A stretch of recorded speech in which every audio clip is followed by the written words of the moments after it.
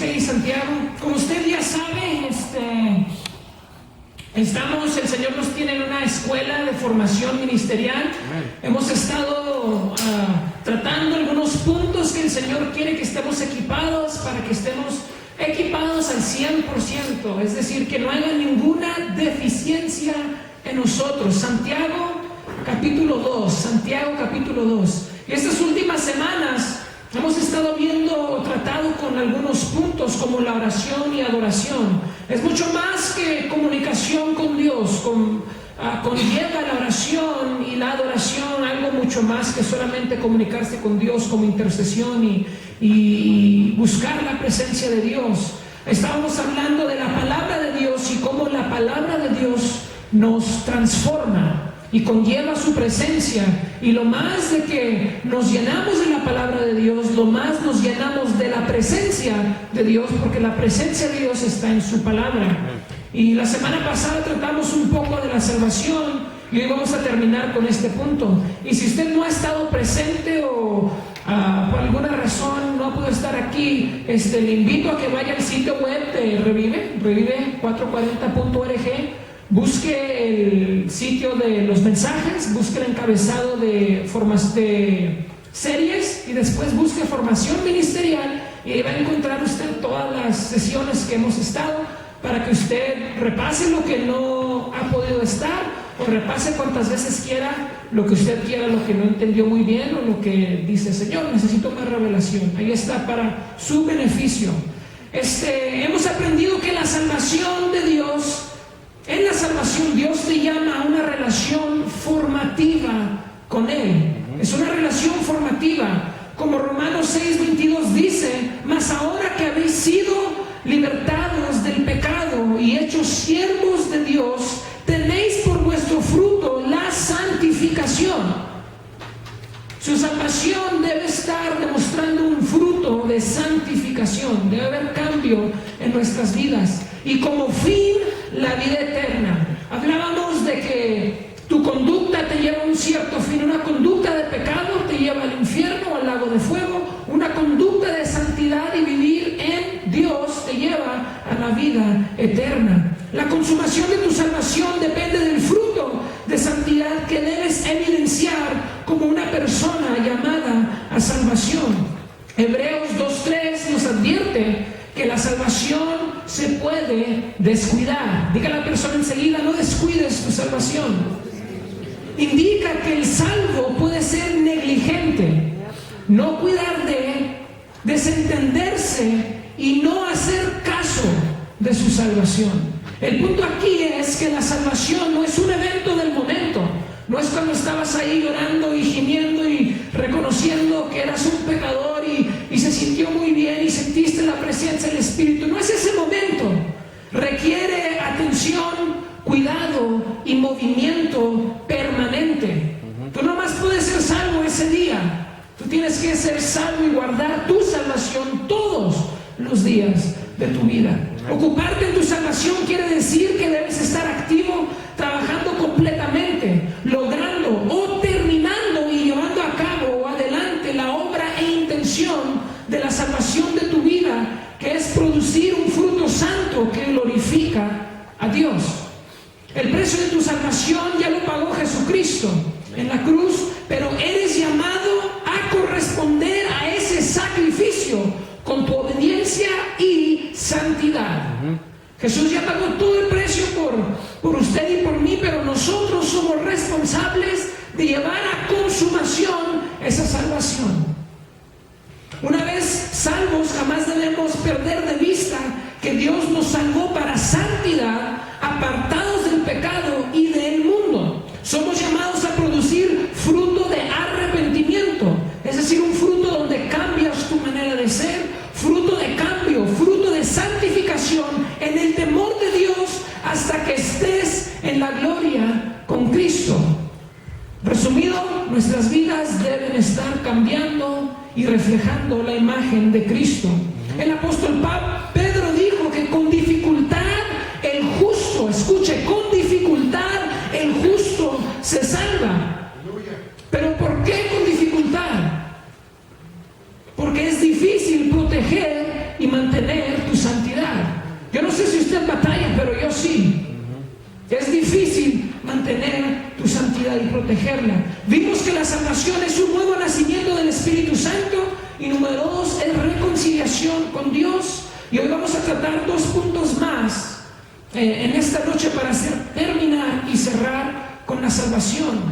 Si la salvación es por gracia y no por las obras, o sea, es un regalo gratuito de Dios, y no es porque usted pueda, alimentar a los hambrientos todos los días de su vida, o porque usted pueda ser una buena persona. Si la salvación es por gracia y no por obras, ¿cuál es el papel de las obras que leemos en la Escritura? ¿Cómo administramos las obras y cómo la conjugamos con la salvación si es por gracia solamente? Pues vayan a Santiago capítulo 2, versículo 14, y vamos a ver el papel de las obras como evidencia. Escuche, el papel de las obras como evidencia de la salvación. Santiago capítulo 2, versículo 14 en adelante dice así: hermanos míos, ¿de qué aprovecha si alguno dice que tiene fe y no tiene obras? ¿Podrá la fe salvarle? Y si un hermano o una hermana están desnudos o no tienen ropa, no tienen vestimenta, y tienen necesidad del mantenimiento de cada día, o sea, no tienen qué comer, y alguno de nosotros les dice: id en paz, calentaos y saciaos, pero no les dais las cosas que son necesarias para el cuerpo, ¿de qué aprovechan? Así también la fe, si no tiene obras, es muerta en sí misma. Y ahora brínquese hasta el versículo 26. Dice: porque como el cuerpo sin espíritu está ¿qué? Muerto. Así también la fe sin las obras está ¿qué? Muerta. El pecado deshabilita al hombre para obtener el favor de Dios, para obtener la salvación de Dios. No hay nada que el hombre pueda hacer para obtener el favor y la salvación de Dios. El hombre no se puede salvar a sí mismo. Sus esfuerzos no tienen poder y son inútiles ante Dios. De nuevo, usted puede dar toda la comida que usted le quiera dar a los hambrientos, eso es bueno, no estamos negando eso. Usted puede ir a los lugares más pobres del mundo y levantar casas y hacer viajes médicos para ayudar a esa comunidad o esa población, pero aún ante eso no cambia su estatus delante de Dios, no le da una tarjeta dorada o un pase dorado para entrar al cielo. La salvación es exclusivamente por iniciativa y gracia de Dios y no por obras. ¿Qué significa esto? Que usted no vino ante Dios y dijo: Dios, yo tengo un plan, yo voy a hacer todas las cosas buenas que yo pueda hacer y tú me vas a dar salvación. ¿Cómo usted escucha eso? Eso no sucedió. Dios vino y te encontró en tu suciedad y en mi suciedad, en nuestro pavor, en nuestro vómito nos encontró y dijo: ¿sabes qué? Yo te voy a salvar, yo voy a hacer todo, solamente ven a mí, obedece mis mandamientos y muestra que me amas, cree en mí y vas a ser salvo. Pero no porque nosotros hagamos cosas buenas, eso no es como obtenemos salvación, es una obra exclusiva de parte de Dios. La palabra de Dios dice que el hombre es como suciedad. No lo quiero ofender, pero hermano, nosotros somos sucios. Diga a la persona enseguida: eres sucio. Así como lo dijo el profeta Isaías, dijo: si bien todos nosotros somos como suciedad y todas nuestras justicias como trapo de inmundicia, y caímos todos nosotros como la hoja, nuestras maldades nos llevaron como el viento. Y Proverbios 29 afirma que nadie se puede salvar a sí mismo cuando dice: ¿quién podrá decir, yo he limpiado mi corazón, limpio estoy de mi pecado? No hay ningún hombre o una mujer en la faz de esta tierra que pueda decir esas palabras si Jesucristo no le dice que las diga. Para que las obras sean consideradas buenas, entre comillas, por Dios, para que sean consideradas buenas por Dios, tienen que ser hechas en Dios, quien le otorga a una persona el estatus de ser bueno o justo delante de Dios. Hermano, hay muchas organizaciones en nuestro país que hacen cosas buenas y hermosas para la humanidad, dan alimento a los que no tienen, levantan hospitales para tratar a aquellos que están enfermos, pero aún con todo eso no se consideran ante Dios cosas o obras buenas, si no están en Dios, quien santifica a aquellos que lo están haciendo. Las obras, pues, son la evidencia externa de la salvación. Se puede expresar de esta manera: no hacemos obras para ser salvos, hacemos obras porque somos salvos. El fruto de tu salvación es tus obras buenas, no es al revés. El fruto de tu salvación es la obra buena. Las obras son el producto o el resultado de ya ser salvo. Nosotros no hacemos obras porque queremos ser salvos, hacemos obras porque somos salvos. Es el Espíritu de Dios que nos impulsa, y ese amor de Dios por el mundo que nos impulsa a hacer buenas obras. Dios ya nos ha salvado, y solo aquella persona que ha recibido el perdón de Dios y que ha sido declarada justa puede hacer buenas obras para la gloria de Dios. También Santiago nos habla, y al estar examinando el pasaje que acabamos de leer, aprendemos que esencialmente el papel de las obras es demostrar evidencia de la salvación o de la fe del creyente. El versículo 14 que leímos dice: hermanos míos, ¿de qué aprovecha si alguno dice que tiene fe y no tiene obras? ¿Podrá la fe salvarle? Mi hermano, mi hermana, quiero que usted entienda que hay una fe que no salva. Hay una fe que nos salva, una fe en Dios, una fe en Jesucristo, una fe en el Espíritu Santo que no te salva. Esta fe es lo que Santiago dice: es una fe muerta, es una fe que no evidencia la transformación y el cambio del Espíritu Santo en la vida de aquella persona que profesa ser salvo. Esa fe o fe de esa calidad no salva. Fe de esa calidad engaña. Porque hay muchas personas que profesan conocer a Dios, que profesan tener una relación íntima con su Espíritu Santo, que entre nuestros medios levantan las manos y empiezan a alabar a Dios, y empiezan a brincar y a danzar, y les bendicen de una manera asombrosa, y usted pensaría que son los super cristianos, pero su fe está muerta. Y esto es algo a lo que nos debe llamar la atención. Yo no sé a usted, pero a mí siempre lo tengo al frente de mi mente, que el Señor dice que a algunos les va a decir que no los conoce y son obradores de maldad. Entre nosotros hay aquellos obradores de maldad que profesan ser salvos, que nunca lo son o nunca lo fueron. Y entre nosotros también habrá aquellos que sí, legítimamente, genuinamente fueron salvos, pero se apartaron de Dios, abandonaron su salvación. Y ahorita vamos a ver un poco más de esto.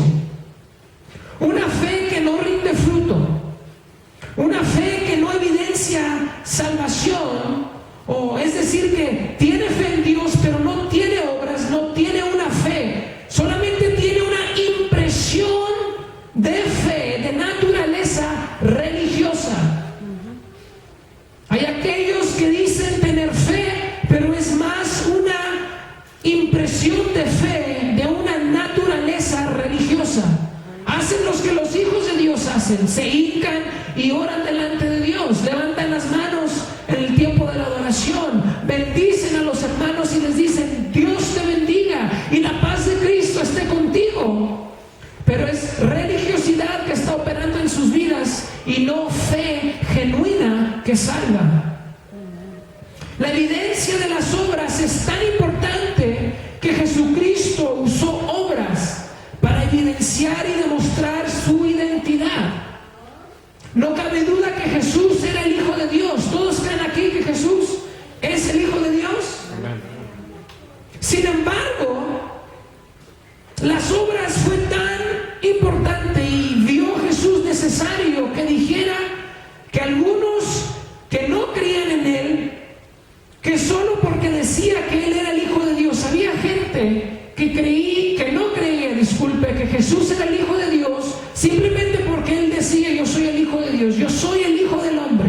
No le creían por eso, y en algún punto es astuto. Hermano, hermana, no le crea a todo hermano que le dice que es hermano, no le crea a toda hermana que le dice que es hermano. Mire el fruto, mire sus obras. Si no está produciendo un fruto de santidad en su vida, usted tiene todo el derecho de cuestionar la genuinez, si se dice así, de la salvación de esa persona, porque no está demostrando el fruto de su salvación, la obra de su salvación en su vida. Miren lo que dijo Jesús ante sus críticos. Les dice: al que el Padre santificó y envió al mundo, vosotros decís: ¿tú blasfemas porque dije Hijo de Dios soy? Si no hago las obras de mi Padre, no me creáis a mí. Es decir, si yo no estoy demostrando el poder de Dios por el dedo de Dios, no me crean, está bien. Es el mismo Dios diciéndoles: si ustedes no están viendo el fruto de mi persona, no me crean. Sin embargo, les dice: mas si las hago, aunque no me creáis a mí, o lo que yo digo, lo que yo profeso, creed las obras, para que conozcáis y creáis que el Padre está en mí y yo en el Padre. Jesús les dice: ustedes no quieren creer que yo soy el Hijo de Dios, el Hijo del Hombre, el Cordero que quita el pecado del mundo. Está bien, pero miren las obras que estoy haciendo, miren las liberaciones que estoy haciendo, y no en el poder de Belcebú, sino con el dedo de Dios. Estoy haciendo estas cosas. ¿No creen que soy el Hijo de Dios? Miren que los enfermos están siendo sanados, miren que los yugos se están pudriendo, miren que los que están atados en cárceles ahora están siendo llamados a libertad. Miren mis obras, miren mi fruto. Entonces, una cosa es decir tengo fe, y otra cosa es demostrar la fe con las obras. Últimamente, nuestras obras o fruto es lo que evidencia que verdaderamente somos hijos de Dios, y la falta de obras evidencia que no somos hijos de Dios.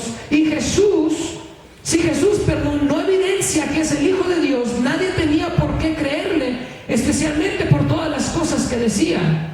Hermano, usted tiene que entender que Jesús estaba diciendo cosas fuera de este mundo. Estaba diciendo ser el unigénito Hijo de Dios. Estaba diciendo con eso, en lo que se entendía en ese tiempo, que Él era Dios. Estaba desafiando a la gente religiosa o a la gente de su tiempo, y les estaba diciendo que Él era el mismo Dios. Es una blasfemia decir que tú eres Dios si no eres Dios. Pero Jesús les dice: miren mis obras, miren que yo hago lo que el Padre me envía a hacer, lo que el Padre solamente puede hacer. Hermano, la fe genera más fe, que genera más obras, que genera más fe, que genera más obras. Es un ciclo. Tu fe genera obras, que genera más fe, que genera más obras, que genera más fe, que genera más obras, y vas en crecimiento. La fe que Dios nos da es una fe diseñada para crecer. Es una fe diseñada a crecer. Hay por lo menos dos formas que se describe este crecimiento. La primera es por la palabra griega auxano, que es crecer, agrandar o volverse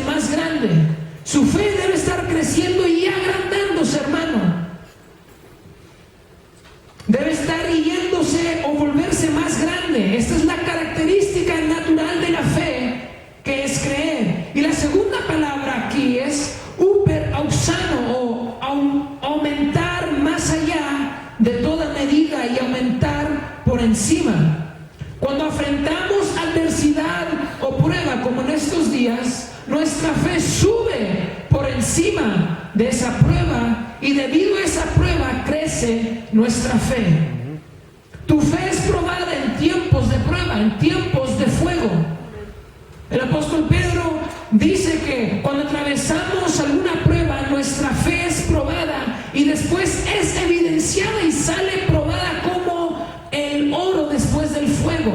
Sale la genuinez de nuestra fe y la genuinez de nuestra salvación después de una prueba, porque crece, aumenta y se engrandece.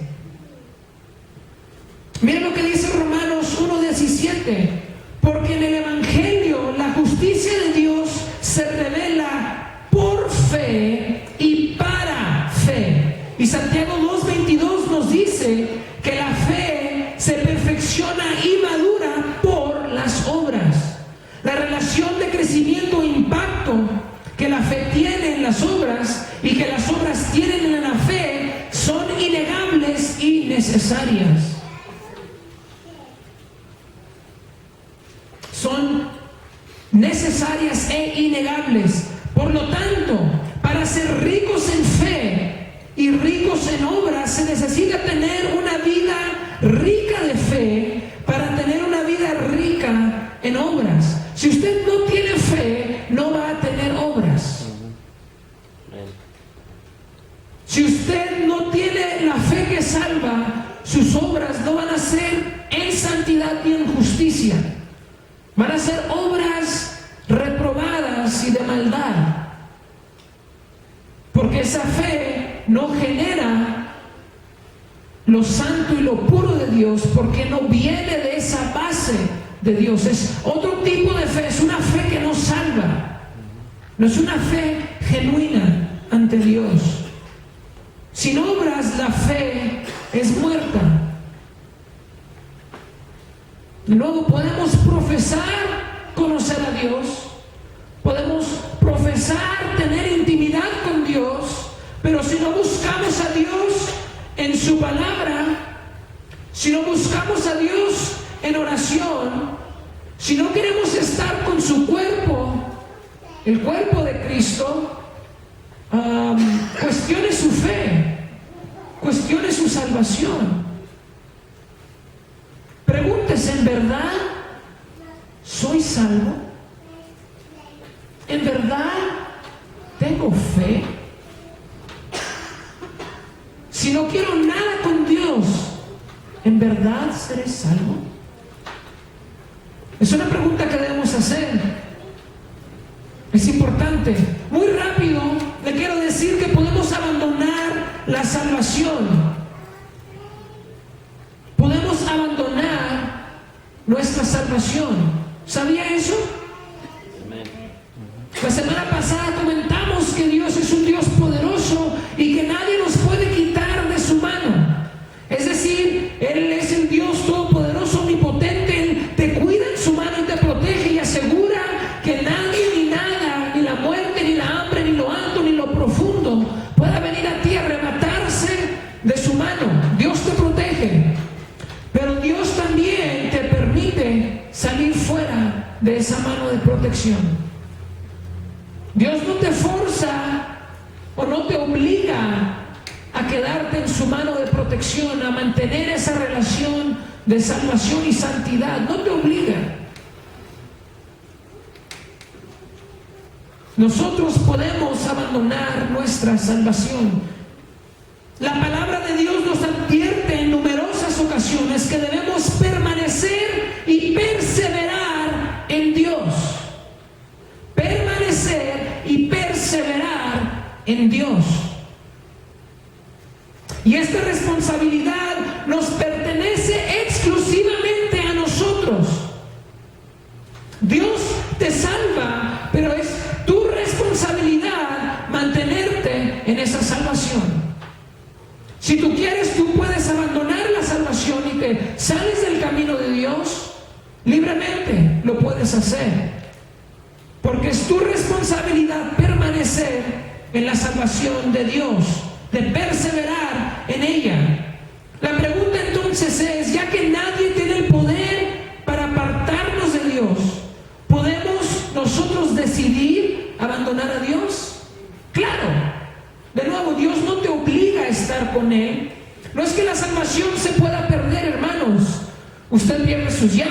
usted pierde su teléfono, algunos de ustedes lo pierden de más, también las llaves, pero tú no pierdes tu salvación. Recuerda, la salvación empieza con Dios, no contigo.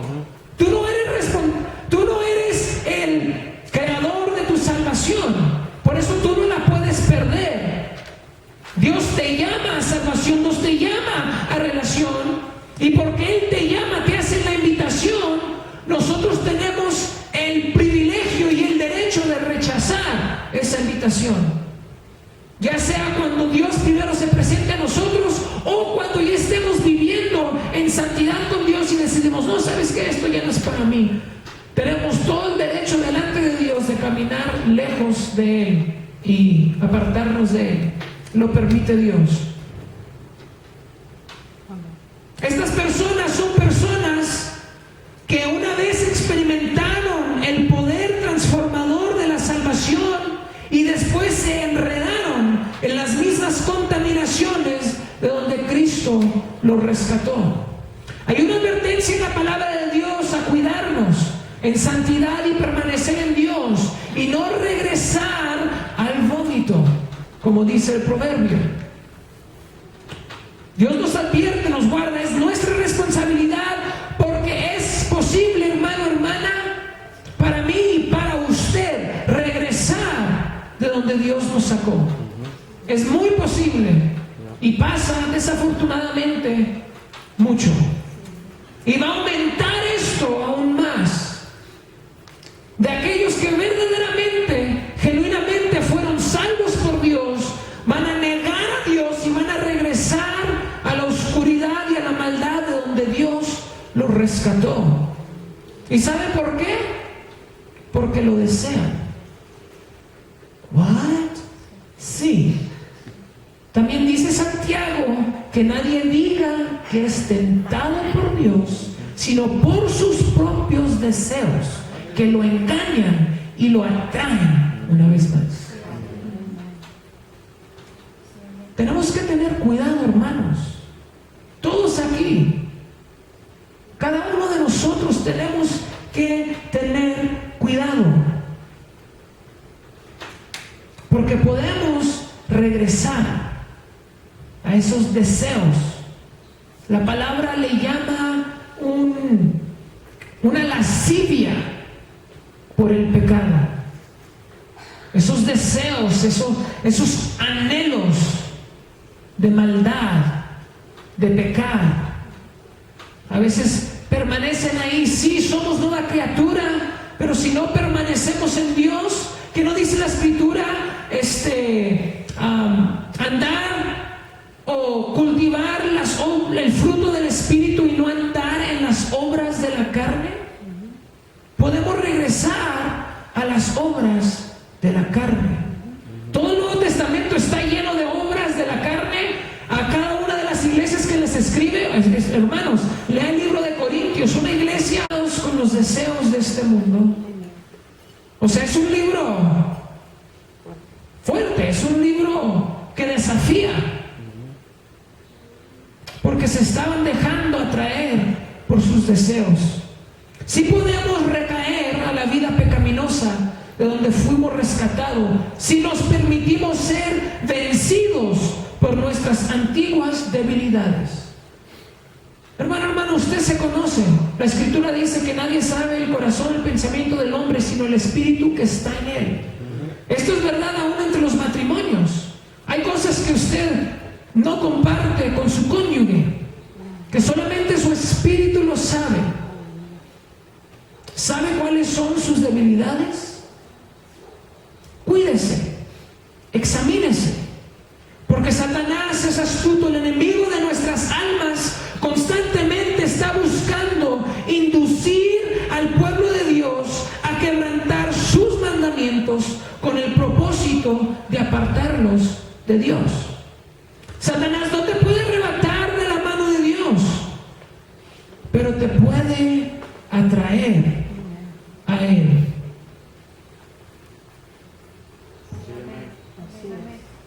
Satanás sabe que para perseverar en la salvación es indispensable permanecer en aquel que guarda nuestra salvación con su poder. Él sabe esto.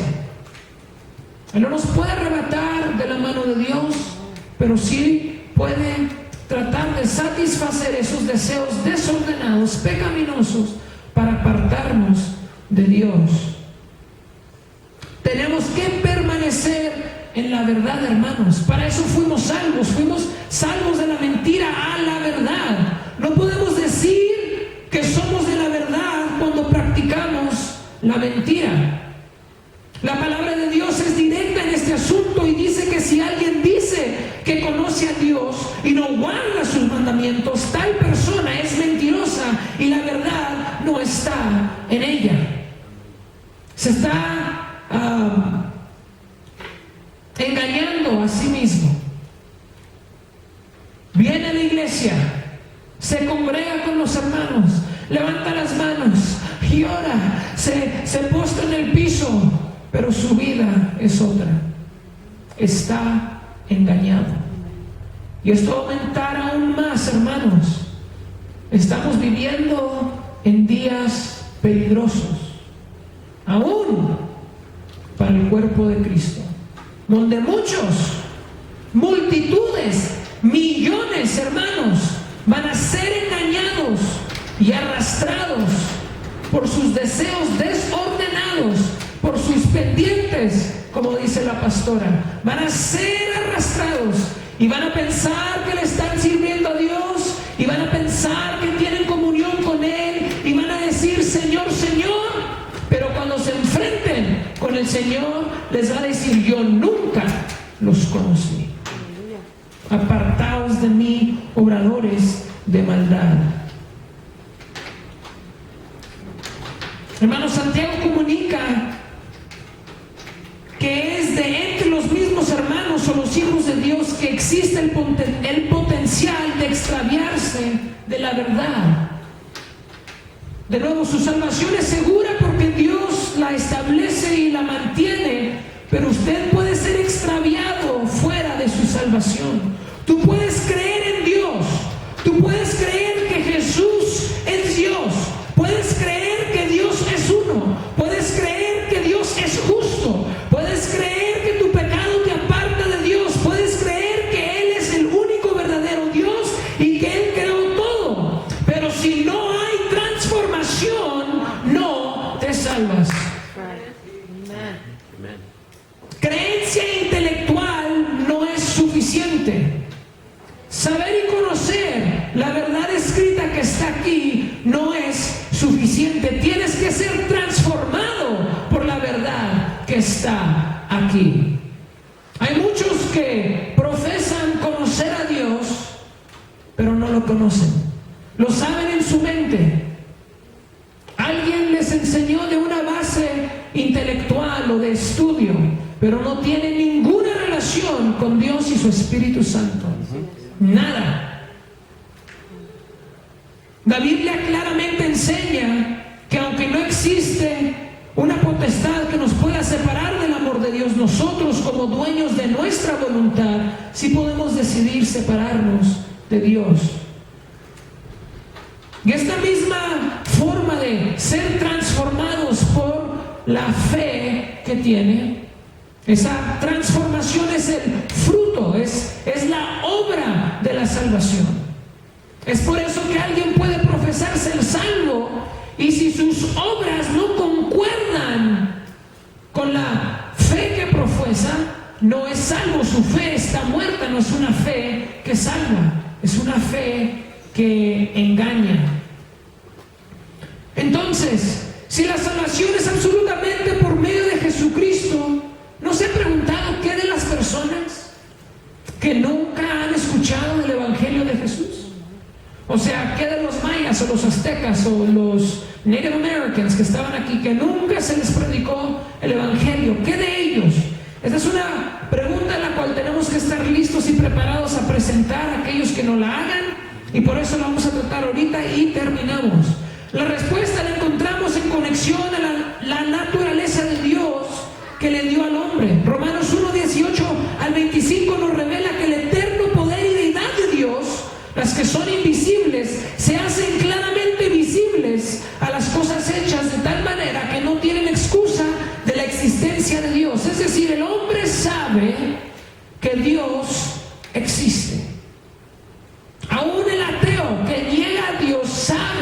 en lo más profundo de su espíritu que Dios existe. Es por eso que tiene una guerra en contra de Dios. O sea, ¿cómo vas a tener una guerra con alguien que ni crees que existe? Lo creen, están engañados por Satanás. Aún entre las diferentes culturas y sociedades del mundo, el hombre practica una misma forma de conducta moral. Hermano, alrededor de todo el mundo usted sabe que es ilegal mentir, es ilegal matar, es visto de mala forma el violar o adulterar o fornicar. Estas son normas morales alrededor de todo el mundo, en todas las etapas de la humanidad, porque Dios lo puso dentro de ellos. Es la naturaleza que surge de la persona de Dios, aquella imagen y semejanza de Dios que está en el hombre. De aquí es donde vienen estas cosas. Cuando vemos Romanos 2:12, por lo menos dos clases de personas van a ser juzgadas: las que sin la ley de Dios pecaron, es decir, aquellos que nunca escucharon el evangelio de Dios, y las personas bajo la ley de Dios pecaron. Dios va a condenar aquellas sociedades y culturas y personas que nunca recibieron o escucharon la palabra de Dios por su propia conducta, por sus propias leyes, porque es la moralidad que Dios puso en el hombre que viene de Él. Por lo tanto, estos, los que son sin ley, aquellos que nunca recibieron el evangelio, llegan a ser ley para sí mismos. Usted sabe, aún cuando usted es un niño, usted sabe que robar no es bueno, que mentir no es bueno. Dios juzga al hombre por su propia ley, que nunca recibieron el evangelio de Jesús. Este juicio es justo porque Dios es justo, y para aquellos que nunca supieron de la obra redentora de Jesús también va a ser justa, porque van a ser juzgados en base a su propia ley.